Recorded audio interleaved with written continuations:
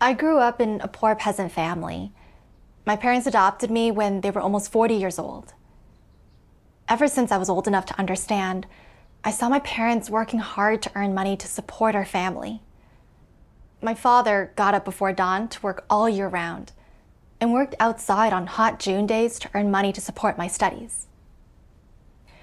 My mother also worked very hard. When she was sick, she couldn't bear to spend money on medical treatment. Every day she would go out to the gully to cut hay to breed rabbits, saving money for my tuition.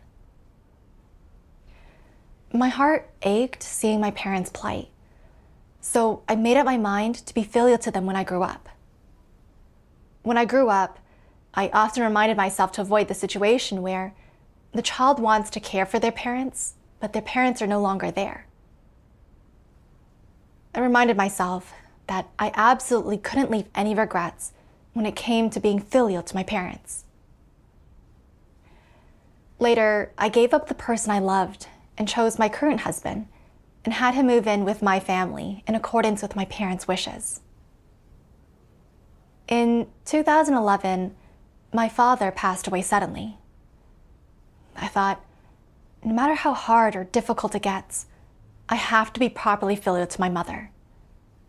There can be no more regrets. I often bought nutritional supplements for my mother. In 2012, my mother preached Almighty God's gospel of the last days to me. 6 months later, I was often going out to gatherings and doing my duty. My husband implicitly and explicitly criticized my mother for preaching the gospel to me, and even mocked and ridiculed my mother in front of me. I was so angry that I berated my husband, and every time this happened, I would see my mother leave in pain and helplessness.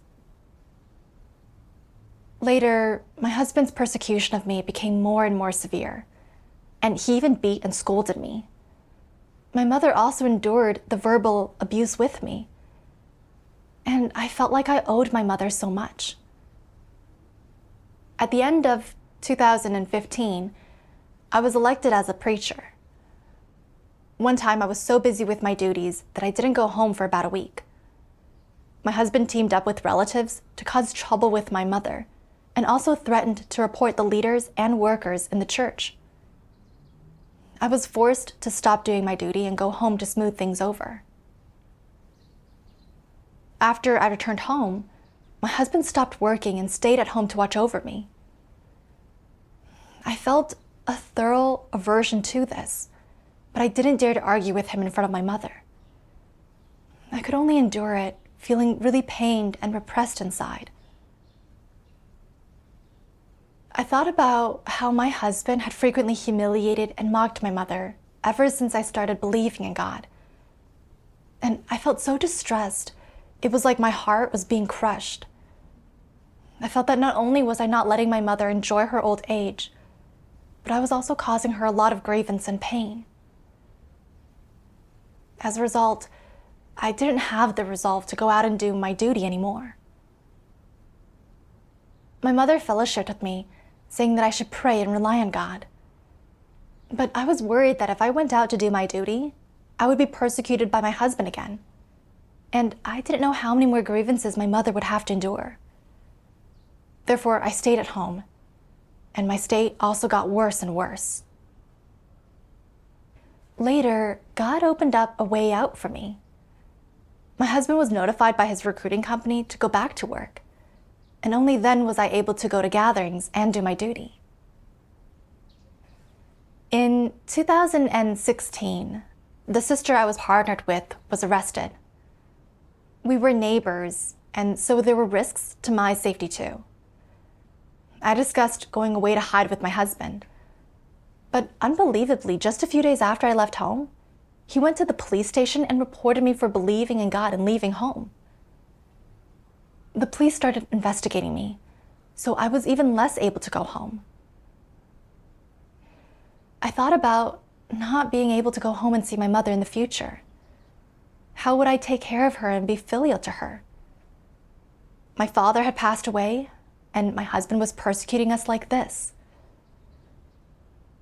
After I left, there's no telling how he would treat my mother. I am my mother's only relative. She would be so miserable if I were not with her and find it unbearable. But if I were arrested when I went home, would I be able to stand firm? My heart was racked with pain and conflict, so I prayed and begged God to lead me. One day, I thought of the words of God. Almighty God says, where a person will go, what they will do, what people or situations they'll encounter, what things they'll say, and what will happen during each day. Are these things they can predict? It can be said that people not only cannot foresee all these occurrences, but even more so, they cannot control how things develop. In people's daily lives, these unforeseeable things are far from novel. They are common occurrences. The occurrence of these trivial affairs of daily life and the means and laws of their development are constant reminders to people. Nothing that happens is a coincidence.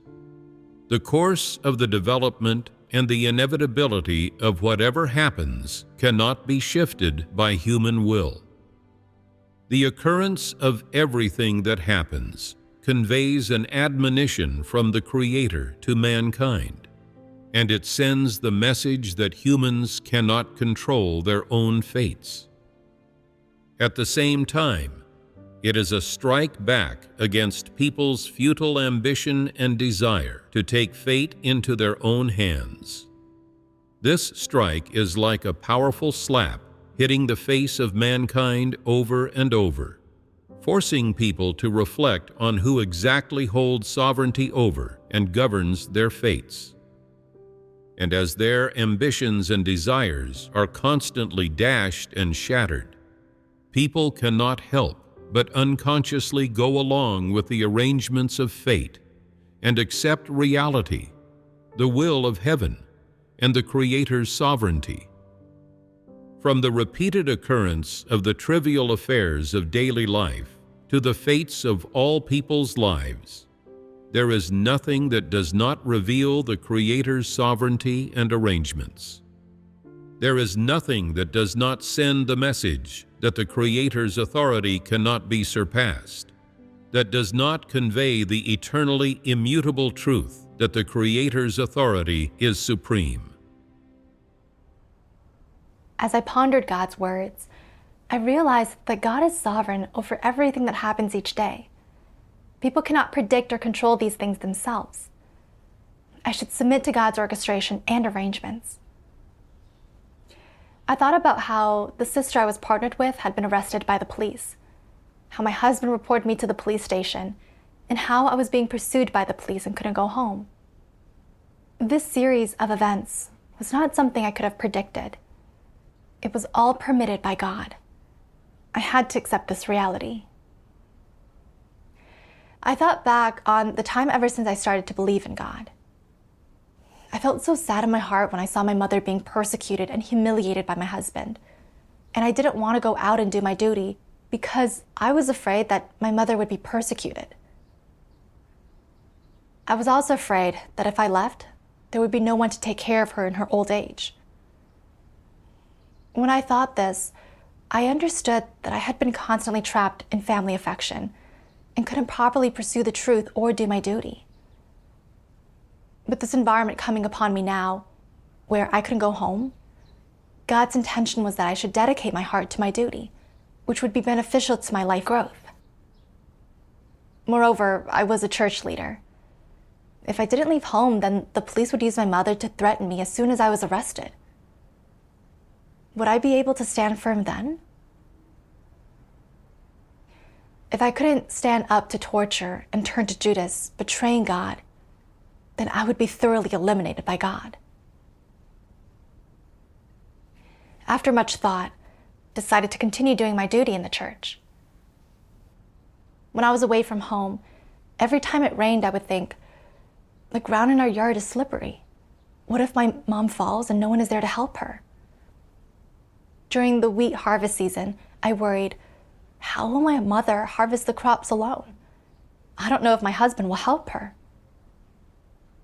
During Chinese New Year, I held the food prepared by the host family with tears in my eyes. I can eat well away from home, but I don't know if my mother is doing well at home. Will my husband scold and abuse her? During festivals, other families are reunited, but I've left my mother alone at home. She must be feeling desolate and lonely, and she'll have to endure the ridicule of our relatives and friends. I owe my mother so much. The more I thought about it, the more anguished I felt, and I lost all motivation to do my duty. I cried and prayed to God, begging Him to lead me out of this negative state. One day during devotionals, I read the words of God and was able to let go of some of my worries about my parents. Almighty God says, "No matter what you do, what you think, or what you plan, those things are not important. What is important is whether you can understand and truly believe that all created beings are in the hands of God. Some parents have that blessing and that destiny to be able to enjoy domestic bliss and the happiness of a large and prosperous family. This is God's sovereignty and a blessing God gives them. Some parents don't have this destiny. God has not arranged this for them. They are not blessed to enjoy having a happy family or to enjoy having their children stay by their side. This is God's orchestration, and people cannot force this. No matter what, ultimately, when it comes to filial piety, people must at least have a mindset of submission. If the environment permits and you have the means to do so, then you can show your parents' filial piety. If the environment does not permit and you lack the means, then do not try to force it. What is this called? This is called submission. How does this submission come about? What is the basis for submission? It is based on all of these things being arranged by God and ruled over by God. Though people may wish to choose, they cannot. They do not have the right to choose, and they should submit. When you feel that people should submit and that everything is orchestrated by God, don't you feel calmer in your heart? Then will your conscience still feel rebuked? It will no longer feel constantly rebuked, and the idea of not having been filial to your parents will no longer dominate you.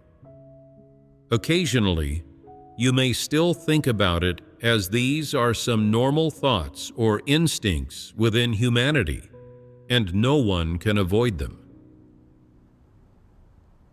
After pondering God's words, I understood that God has arranged a different destiny for each person, and people have no power to change anything. If God has ordained that my mother is not to enjoy the blessing of having children around her, then no matter how hard I try, I can't change anything. I thought about how my mother and I had been together since my childhood, never being separated once. Later, because of my belief in God, I was pursued by the police and had to leave home. This was God's arrangement and preordination. When my mother is persecuted by my husband at home, this is something that she has to experience. However, I did not understand God's sovereignty and constantly worried about my mother being lonely and suffering. I also lived in darkness and pain, and my duty was affected. Now, I realized that since there is no opportunity to be filial to my mother, I should just let nature take its course. My mother believes in God, so even though she's away from me, she still has God. And God will lead us as we walk our paths in the future. I believed that everything was in God's hands. When I thought this, I prayed to God silently, willing to submit. I trusted my mother to God, that He may lead her as she experiences persecution at the hands of our family. Later, I happened to read an experiential testimony article written by my mother. I read that when I was not with her and she was weak, she prayed to God, and the brothers and sisters went to her home to fellowship about God's words and help her. After she understood God's intention, she slowly came out of her negativity and weakness. I was very grateful to God. In 2022, the global pandemic broke out again. When I saw many elderly people dying from the pandemic, I began to worry again. If my mother gets infected in the pandemic, will anyone take care of her? Will she make it through? If I were by her side, bringing her water and medicine and fellowshipping on God's words to encourage her, wouldn't that lessen the pain in her heart? How I wished I could go back and see my mother. I really wanted to tell her about my experiences in the past few years and how much I had missed her. Soon after, I fell ill, and I missed my mother even more while lying in bed. I worried that if she died, I would never see her again, and I argued with God in my heart. Dear God, why can others be reunited with their families, but I have to be separated from my mother? You know I have a different background from others. I am the only child in the family, but I can't take care of her until she dies. If she dies alone, my conscience will forever accuse me. I knew that it was wrong to think in this way, but I didn't know how to experience this. So I prayed and begged God to lead me. I thought about how it was always God's words that enlightened and led me out of my negativity and weakness each time, and how my mother also experienced God's leadership and protection at home. We were both enjoying God's love.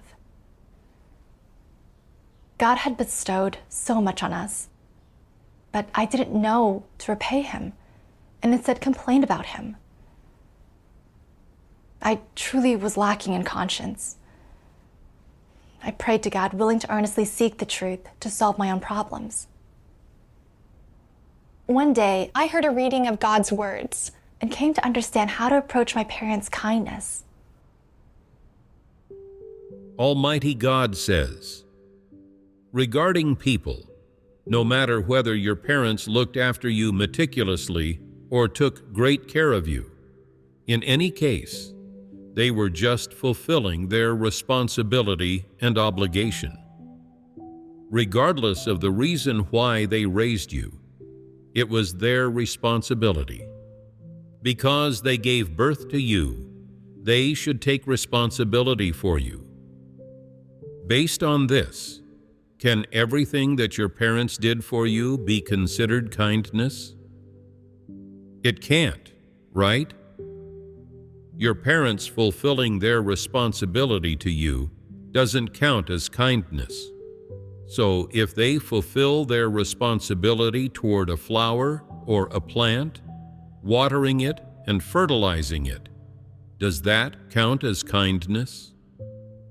That is even further from being kindness. Flowers and plants grow better outside. If they're planted in the ground, with wind, sun, and rainwater, they thrive even more.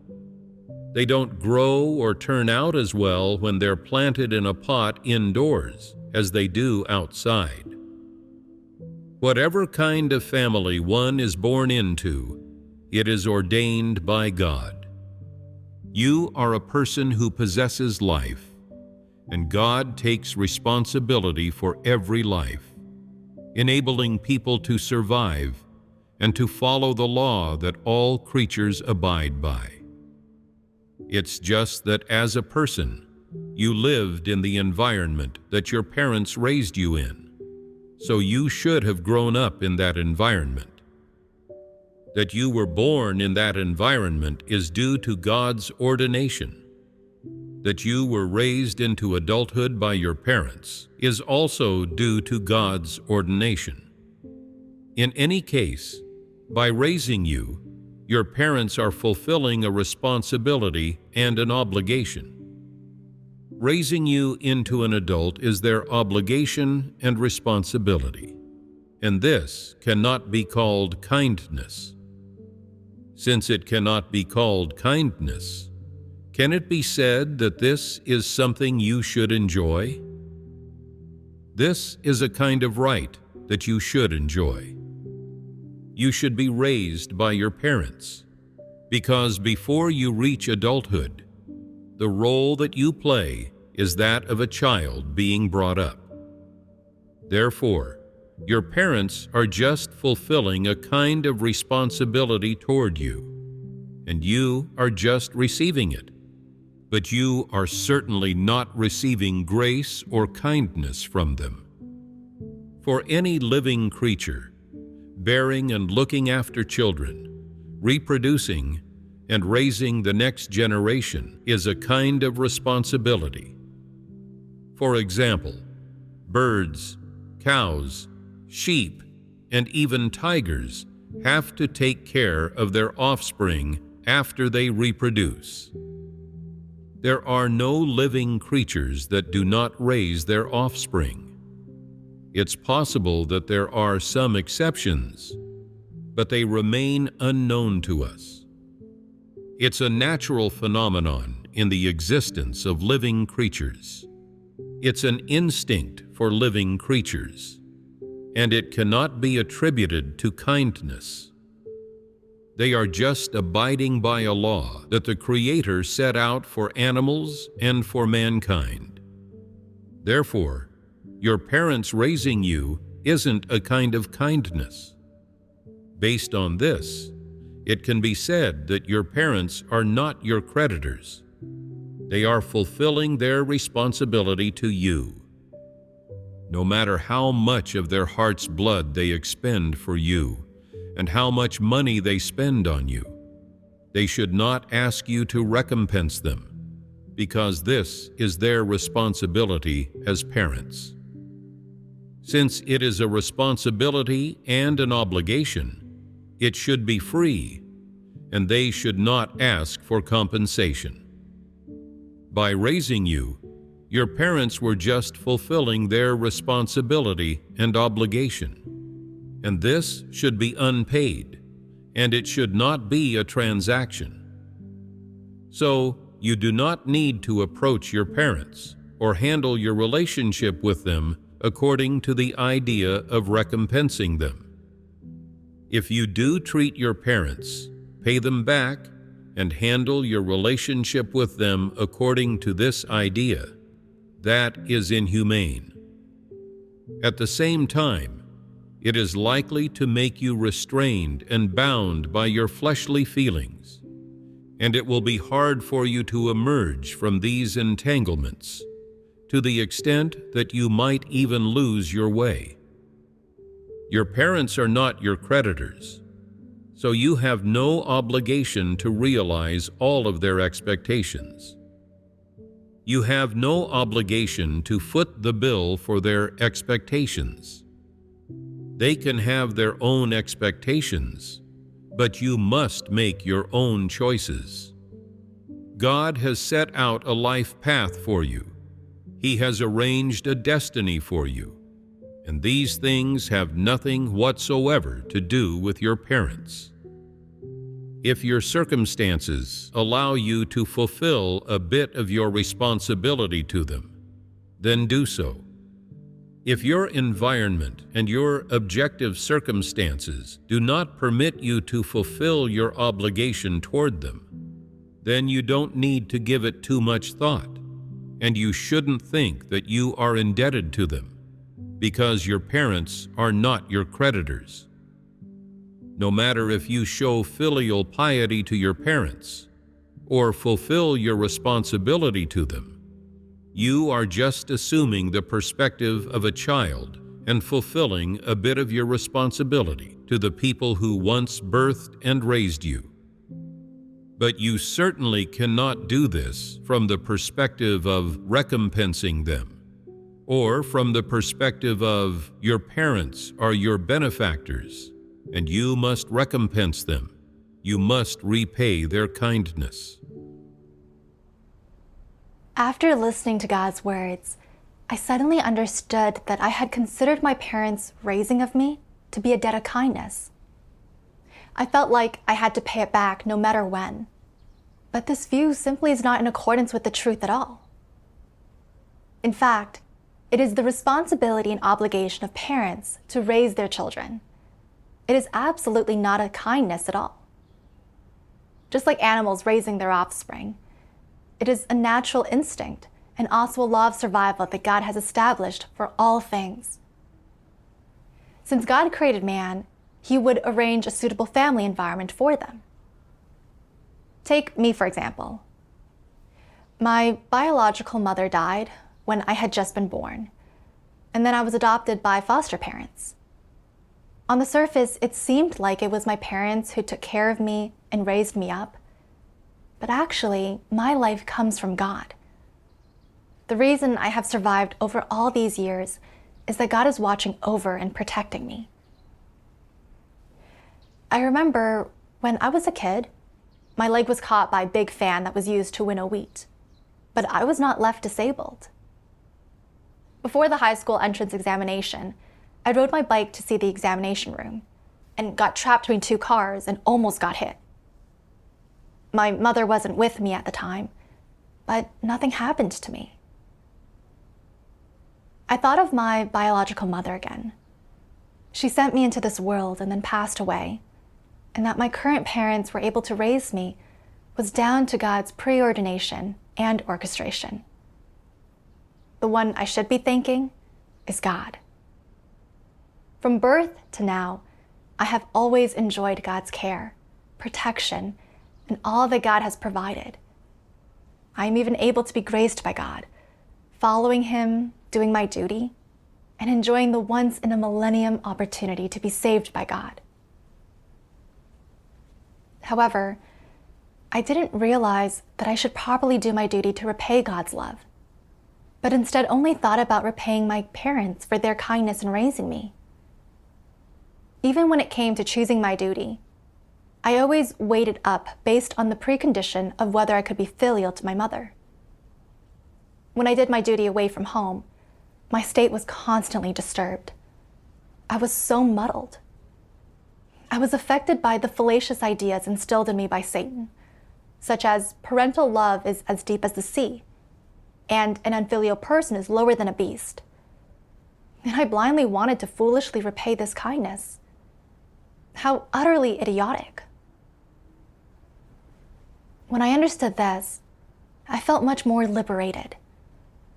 As I was gradually letting go of my concern for my mother, I received a letter from my daughter.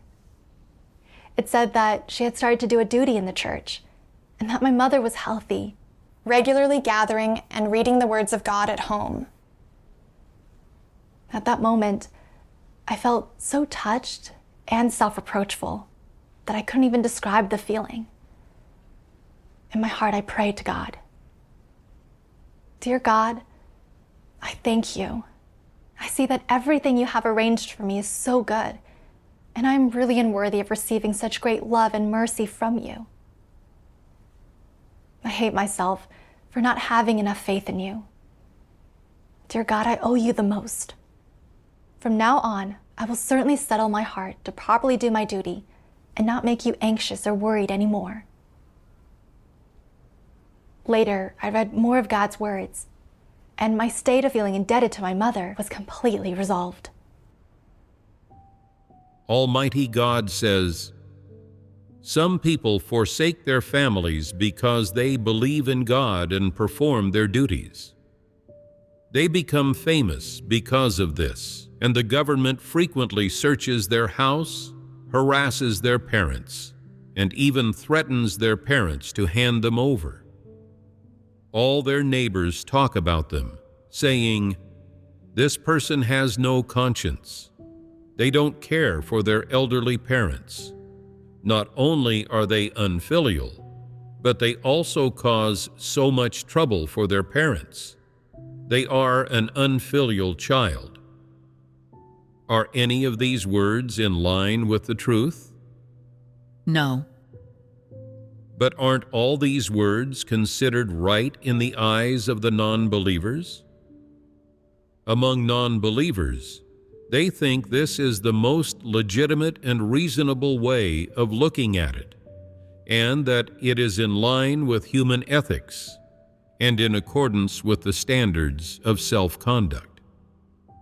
No matter how much content is included in these standards, such as how to show filial respect to parents, how to take care of them in their old age and arrange their funerals, or how much to repay them, and regardless of whether these standards accord with the truth or not, in the eyes of non-believers, they are positive things, they are positive energy, they are right, and they are considered irreproachable within all groups of people. Among non-believers, these are the standards for people to live by, and you have to do these things to be a good person who is up to standard in their hearts. Before you believed in God and understood the truth, didn't you also firmly believe that conducting yourself in such a way meant that you were a good person?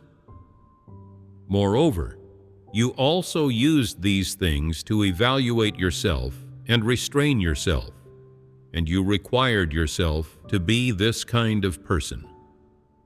However, after you listened to God's words and His sermons, your viewpoint began to change, and you understood that you have to forsake everything to perform your duty as a created being, and that God requires people to conduct themselves this way.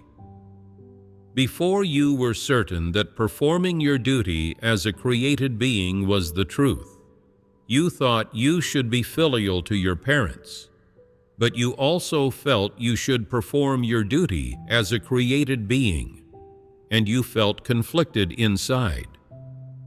Through the continuous watering and shepherding of God's words, you gradually came to understand the truth, and it was then that you realized that performing your duty as a created being is perfectly natural and justified. Up until this day, many people have been able to accept the truth and completely abandon the standards of self-conduct from man's traditional notions and imaginings. When you completely let go of these things, you are no longer constrained by words of judgment and condemnation from non-believers when you follow God and perform your duty as a created being, and you could cast them off easily. Right now, because God is working, and because He is expressing the truth to tell people the truth of all these facts, and to enable them to understand the truth, after you come to understand the truth, these fallacious ideas and views will no longer burden you, and you will no longer use them as a guide for how you handle your relationship with your parents. At this point, your life will become more relaxed. Living a relaxed life does not mean that you will not know what your responsibilities and obligations are. You will still know these things. It just depends on which perspective and methods you choose to approach your responsibilities and obligations with. One path is to take the route of feelings, and to deal with these things based on emotional means, and the methods, ideas, and views that Satan guides man toward. The other path is to deal with these things based on the words that God has taught man.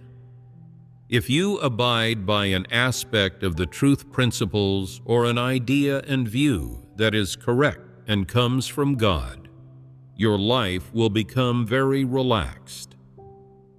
Neither public opinion, nor the awareness of your conscience, nor the burden of your feelings will impede how you handle your relationship with your parents anymore. Instead, these truth principles will enable you to face and handle this relationship in a correct and rational way. If you act according to the truth principles that God has given man, even if people criticize you behind your back, you will still feel peace and stability and be unaffected in the depths of your heart. At the very least, you will not berate yourself for being an uncaring ingrate, or feel the accusation of your conscience anymore in the depths of your heart. This is because you will know that all of your actions are carried out in accordance with the methods that God has taught you, and that you are listening to and submitting to God's words and following His way. Listening to God's words and following His way is the sense of conscience that people ought to possess most of all. You will only be a true person when you can do these things. If you have not accomplished these things, then you are an uncaring ingrate. I had always felt that I owed my mother because my perspective on things had not changed. When I didn't believe in God, I accepted Satan's traditional ideas, like filial piety is a virtue to be held above all else, and an infilial person is lower than a beast. I believed that as a person living in the world, I should regard filial piety to my parents as the most important principle in my self-conduct, and that if I couldn't achieve this, I would not be worthy of being called a human being.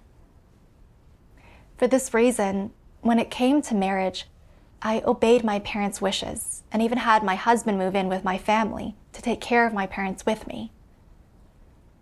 After I started to believe in God, I still lived by these views. When I saw my mother being persecuted by my husband, I felt that as a daughter, I hadn't enabled my mother to enjoy happiness with me, but instead made her suffer on my account.